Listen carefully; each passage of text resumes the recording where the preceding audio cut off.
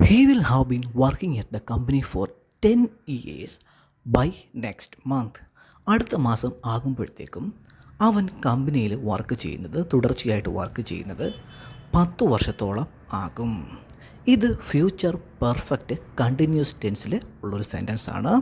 ഈ ഒരു ടെൻസിൻ്റെ സ്ട്രക്ചറാണ് subject plus will have been plus വെർബിൻ്റെ ING ഫോം. ഈ ടെൻസ് നമ്മൾ യൂസ് ചെയ്യുന്നത് ഏതെങ്കിലും ഒരു കാര്യം കണ്ടിന്യൂ ചെയ്ത് ഫ്യൂച്ചറിലെ ഏതെങ്കിലും ഒരു സമയത്തിന് മുന്നോ അല്ലെങ്കിൽ ഏതെങ്കിലും ഒരു ആക്ഷന് മുന്നോ അവസാനിക്കുകയാണെങ്കിൽ ആ തരത്തിലുള്ള കാര്യങ്ങൾ പറയുവാനായിട്ടാണ് നമ്മൾ ഈ ഒരു ടെൻസ് നമ്മൾ യൂസ് ചെയ്യാറുള്ളത്.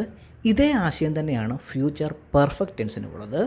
ഫ്യൂച്ചർ പെർഫെക്റ്റ് ടെൻസും ഫ്യൂച്ചർ പെർഫെക്റ്റ് കണ്ടിന്യൂസ് ടെൻസും തമ്മിൽ ചെറിയ വ്യത്യാസമേ ഉള്ളൂ.